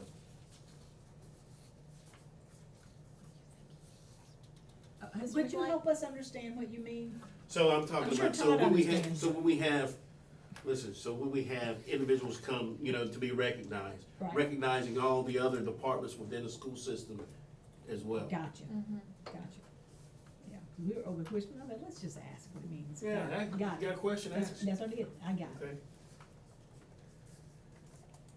Okay. School safety concerns? Yes. Some of us. Right, yeah, cause it's a big deal once there's a shooting and then it dies down. But I think we need to keep it on the forefront of our minds. This one might be an easy one. Just Oh. a quarterly update on the New Hope Elementary dual language program. Yeah, Mhm. yeah, I mentioned that. What the update, we need the first update. Yeah, we ain't got none yet. That's right. That's- Ask about that. So what I had was the AIG programs and the evolution that we're going through with that.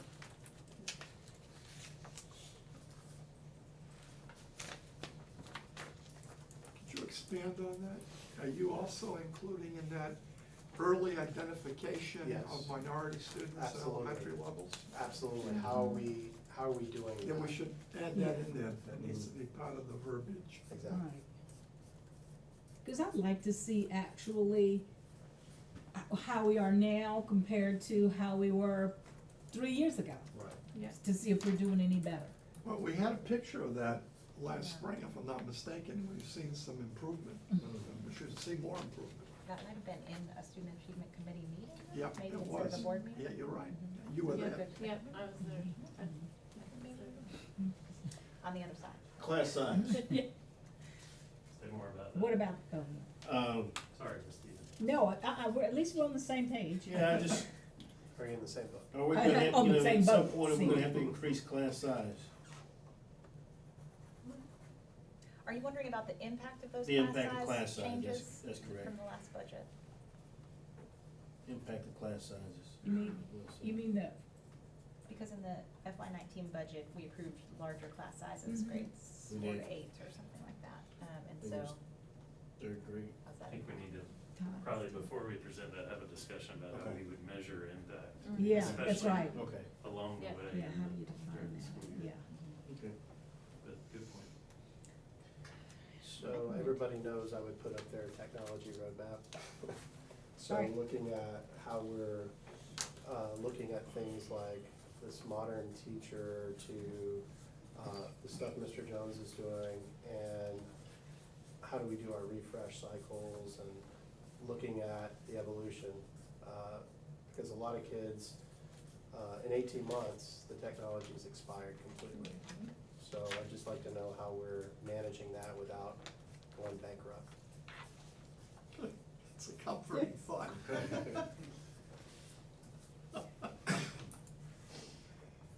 got one more.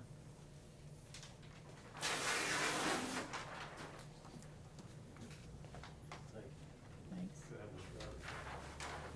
budget's tight, but at least have a discussion of whether or not we could secure a grant to do a pilot for universal after-school care at one of our Title I schools. Like that. We heard a report on that last year too.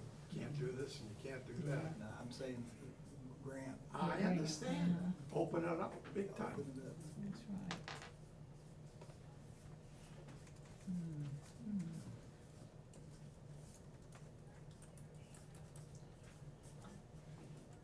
I'd like to know what progress we're making in terms of ensuring translation services available in every front office and every school, and what our options are there. That's something. I think there are multiple pathways to that potentially, understanding what the plan is. Dr. is just gonna teach them. That's right. First But, he's you know, gonna, I'm gonna tell you, we provided funds for the Title I schools a couple of years ago for after-hours involvement of parents with childcare provisions. And there's no reason why we can't talk about this and look at a whole host of opportunities, okay? I love it. Whether we're doing ESL classes, not only for students, but for parents. There's a whole host of things here that we haven't even cracked the surface on this yet. That's right. And I think it's worth looking at. Yeah. And it can meet the needs of a lot of customer groups out there. So, long-term capital improvement plan, like, looking at an easier translation of like a red, yellow, green kind of thing for building a new school, or purchasing land, or, you know, not just the roofs and, hey, I need to go fix a bathroom, but all of that together, so we're looking at, hey, we wanna allocate funds to purchase land or build a new school. So some long-term planning on that. well.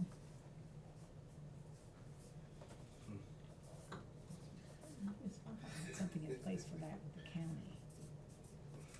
I think that might come out with the redistricting. Right. Because, I'm you've okay got with that. declining enrollments, don't be Right. planning to build a lot of Right. schools. That's or expanding Cedar Yeah. Ridge. I know it with, that's. But it's a good yeah. question, but I think it can be incorporated in the redistricting. Absolutely. Maybe put something up there as an aside to remember that. Mhm. So, I mean, in that same terms, there are some diminishing returns at some Oh, point. yeah. Those are some of the questions that I've had around it, like, at what Yeah. point do you just build a new school? Right. Or, what would it actually take to like fully fund the capital improvements that we need, and just like being able to talk about that? Another thing I'd like to put on there, I think it's worthy of having a discussion. In order to support the chair and the vice chair in discussions with the county commissioners, we need to have a plan on how we're going to approach that. Yeah. And if it means we all come out to support the chair and the vice chair, then we need to do that. We need to play the political game. That's right. Chapel Hill Carrboro They always certainly does do. it, They do. and we have spotty attendance at some of those meetings. We have to show up as a force, and we have to show up as a united group for children, is what we need to do. Good strategy. Good, thank you, good point. I've got another one, I know our lists are getting long. That's fine. Okay. I would love to understand, sort of the full landscape of our community partnerships, and sort of the needs of our students, and where the biggest gaps or opportunities are in kind of all those supporting organizations that support our schools and our families. Where the gaps and opportunities are to be doing that better. So I have one similar, and the wording I had in there as well is the nonprofits organizations running in Orange County schools. So whichever way we wanna put that in there, but I think it's a. But that's item. different from what you're talking about, are you? Yeah, I'm talking about like partnerships Yeah, with. churches and. Exactly, Right. exactly. United Voices of Appalachian. So this would be internal. Mine would be internal. And yours, okay. Nonprofits working with, inside the system, such like band boosters, athletic boosters.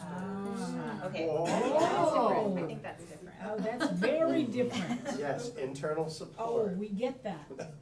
I wasn't wanting to label, but. Yeah. Just put it out there. I knew what you meant. Oh. Yeah, you knew exactly what I heard. But you were right. We're gonna need more dots. That's why they're No, limited. yeah. So, you know what, this is 2018, and as I recall, isn't it about accreditation time? And about We've the, got, big- Another year, right? Yeah, another full year. a year, oh yeah, but you don't wait, We'll be going into planning. that's right, you gotta go into planning very Put soon. that one up there too. Yeah, you have to, because you have to start planning if you want this to work. I remember the accreditation before sort of, went hand in hand with our strategic planning. Yep. You remember? It And that did. way, everything worked out. And it's a great opportunity for new board members to really get involved and see the. Interviewing, Oh, yeah. Jesus. That's fun, cause I had strategic planning on my list. Yeah, well, we went through that process with Scotty. And the community involvement And is a very significant piece of that. Yeah, the community was very, very involved in that, You'll have 40 or 50 members in the community involvement group. yeah, so. So should Yeah. we combine that with sort of planning for strategic? Oh, yeah, cause you gotta Yeah, put money because you gotta aside for do that. it. You gotta You pay gotta put money. $40,000 for the consultant to Oh, yeah. come in, You gotta do and that, then ancillary costs that go along with it. yep, So don't get too fretful about the $60,000 for the curriculum stuff. yeah, right. You ain't As far seen as nothing you yet. down the road, we have to plan for it, it's a big deal.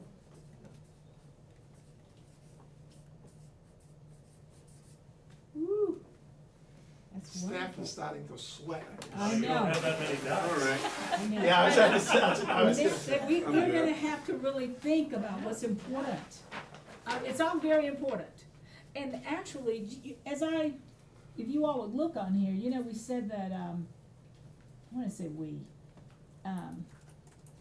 it's just used as a tool for scheduling, but we still can, you know, work with all of these topics, but the ones with the most dots, we're gonna hit them first. And we just have to have something to start with, and So, so, if I could ask, Yes, are sir. we gonna have a big list of all of these things? We're gonna have the priority ones, but we're gonna have the big list. yeah, we'll get the list, cause we're not throwing it in the wastebasket. Okay. No, yeah. I will say staff was actually pretty excited about this, cause it just helps us from a planning Yeah. standpoint, so Right. we can be, I think you know, Stevens, if you don't mind, I you don't- know, the thing from here would be then to make maybe suggestions and map out where do these items fit, right? Or Mhm. some of these start in a committee, or some a work session item, Correct. or some, you know, and really kind of map out when and where they start in the organization. Right, So, Brenda, I got a question. Go ahead. Both of you. We've got pretty good lists. Yes, we do. Then there's a lot of ideas that I didn't anticipate, and probably some ideas other people didn't anticipate. Right. I'd almost like to have the whole list sent out, have an opportunity to think about it, digest it, Yep. mull it over. Okay. I agree. Okay. And then prioritize it. Okay, that's fine, Mhm. that's fine. And could I ask, for example, when you've got racial equity and discipline/alternatives to suspension, I consider that one. I'd like to use one dot to cover both of those things and not waste my dots. Isn't he something? Trying to save his dot, okay. Well, I think they go hand in hand. Yeah, Great. Okay? that's fine. Yeah. That's part of going back and Absolutely, digesting. yeah, That's yeah, fine. yeah, yeah, That's yeah. fine. So, Let it soak in a little okay, bit. that'll be good. That's new, because in the past, we looked at it, we had to digest it, and we started putting the dots up. But it's okay, We'll save our dots. we save your dots for another time. So, if it's okay with you, Absolutely. all right. We'll, come prepared to a meeting at some point, and I'll Yeah. have, with, your priorities. Good list. So that's, it's a great list, and I appreciate, you all indulging us. So Madam Chair, I recommend that we put this list in a spreadsheet, Mhm. put our names and let us put it in there and just calculate them up so we can do it very quickly and Okay. efficiently Yep. and see All how right. they're weighted. Sounds good, we'll do that. And we eliminate the dots. Yes, yes, we do. Whoa, we'll save them We'll for another recycle these. opportunity. Just mine, you get recycled. You can have another Yeah, dotted it's like opportunity. good use for All right, so sure. this, obviously was not an action, item, no. So, all right, thank you very much for that exercise. I believe it was very healthy, what we needed to do. And, next we are on, standing What? A long night. Oh, wow. Standing committee appointments. Knowing that hopefully we will all attend all of the committee meetings, and I'm going to pass along to Valerie Green your name, and I'll step aside, but I know that I can attend the meetings, the shack meeting. But you will be on the list, okay? Great. All right, so for budget, Halkiotis, Atherton, and McKenzie. Student achievement, McKnight, Robertson, Halkiotis, and policy, Stevens, Smiley, and McKnight. You're gonna have to do that. Say that. There you go. Thank you. There you go. So that is all that I have. So, Madam Chair, isn't there a calendar committee or something? That's not us.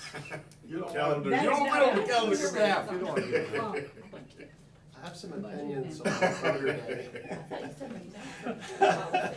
Submit your opinions in the Calendar chair, Okay. in writing. All right. Oh, McKenzie is on policy. Okay, McKenzie. The women, okay. that make it clearer. Thank you, Madam Chair. You're welcome. So, Madam Chair, let's hear those names again, please. All right, so the women are on policy, so you got that. Student achievement is McKnight, Roberts, and Halkiotis. Budget, Halkiotis, Atherton, and McKenzie. Okay? And I wanted to share this with you. I forgot to give it to you during your comments. I got a letter from a gentleman wanting us to have meatless Mondays in our cafeteria, in our school system. And so I passed it along to Shaq, and wouldn't you know, I get this response, we already have a meatless option in our school district. And I was so happy to pass that back to the gentleman who wanted to have meatless Mondays. Got that. Yeah, I think it's important for people to remember, it was, I don't know how many years ago, the doctor, I forget his name now, right down here from the medical center, was on the shack committee, and they didn't want school PTAs doing fundraisers selling donuts. Yep. Remember that? Mhm. So I'm not sure we're abiding by that. I think we took a position on donut sales. We may wanna ask for the shack group to make a report back on what the policies are of the schools. Okay. Donuts were a serious issue back then, We will. probably still are. So, Because Madam last year, yes, sir. Madam Chair, so one other question since we're on the committees. Mhm. I think it's quite evident that the board here is very interested in the CTE program, Mm-hmm. and I would like to recommend a committee for the CTE work, to be driven by the output of the board's pleasure of direction. But seeing that we're talking about the committees, I think there's enough board members that would like to see a committee on that. Well, you know, we have a policy, we just can't just say you want a committee and it happens.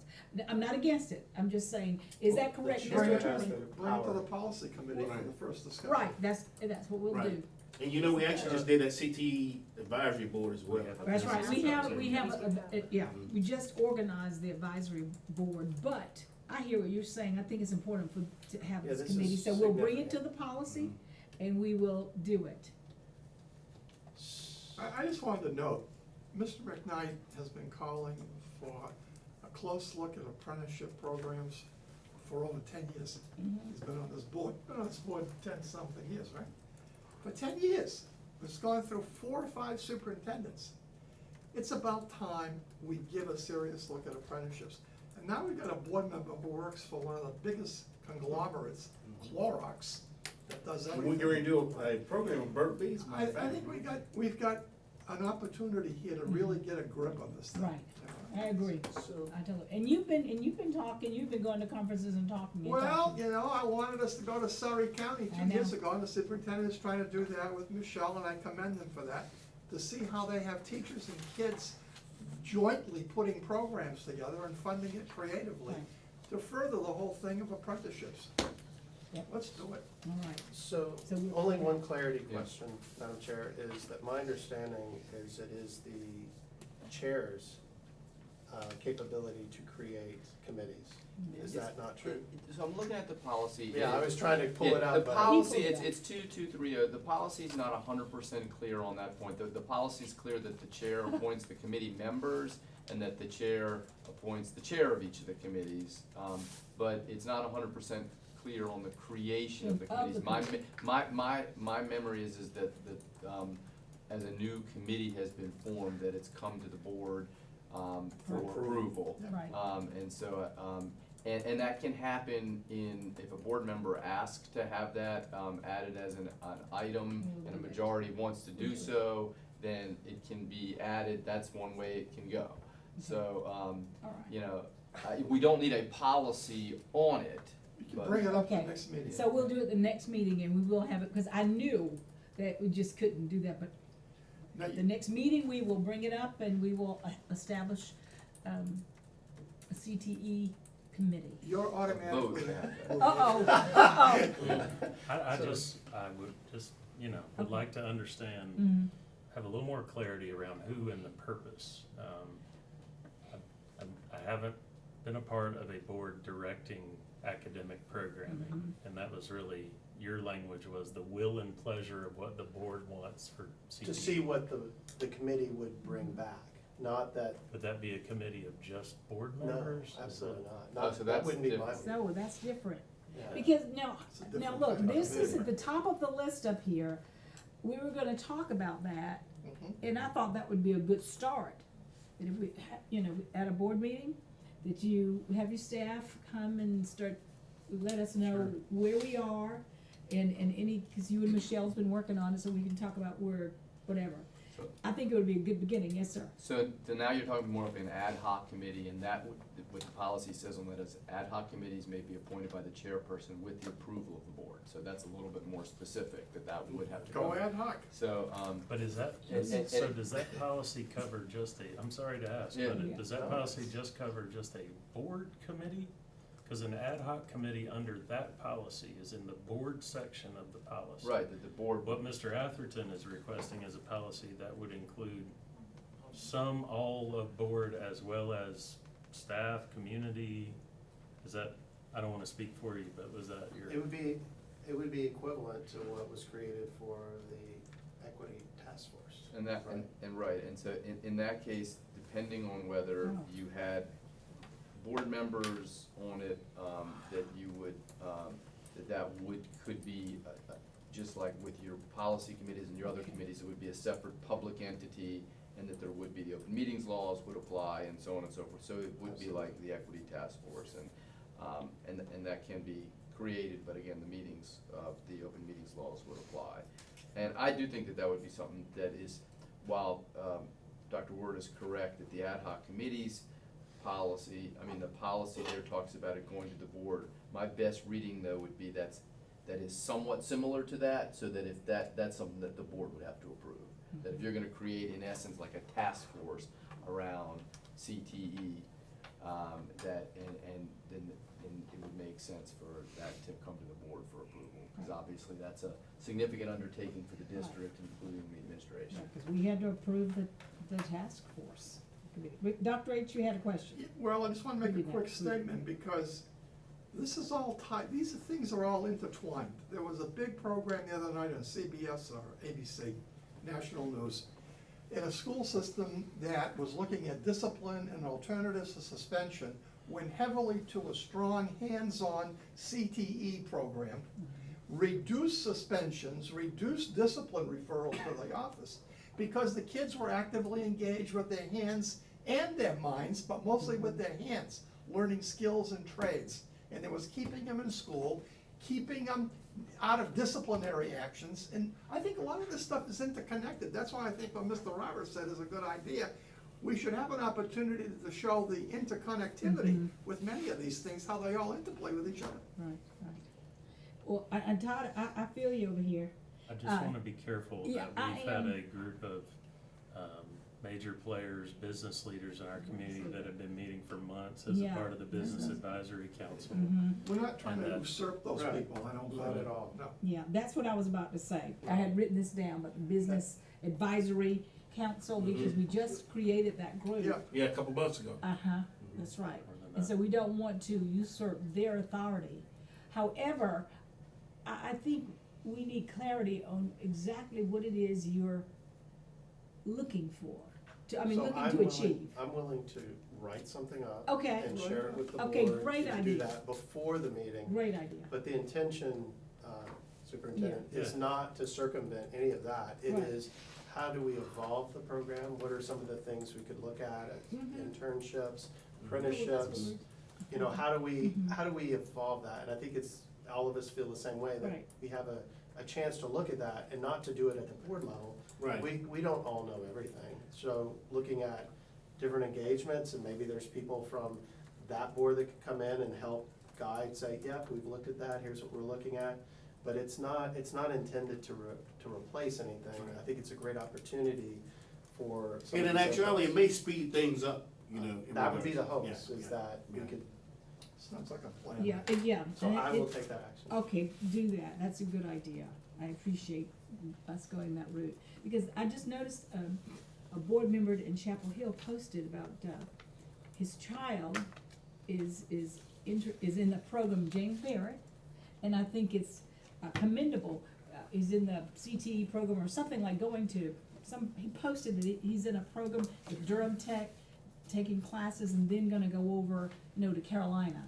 And this is sort of some of what we're talking about. Hopefully our students have an opportunity to do. Right. So, I'm all for our it. students can do it. So thank you. If you'll get that together, I will. And I I'll send appreciate to it. the If all hearts and minds are clear, I declare this meeting adjourned. No, We're in thank you so church. much. There's a motion. Yes, All I'm at hearts and minds church. There's a clear. motion to adjourn. Okay, and, so We're in church. All in favor? Y'all All know hearts and minds church. clear. Y'all know church. Attorney's been- Hey, man. That's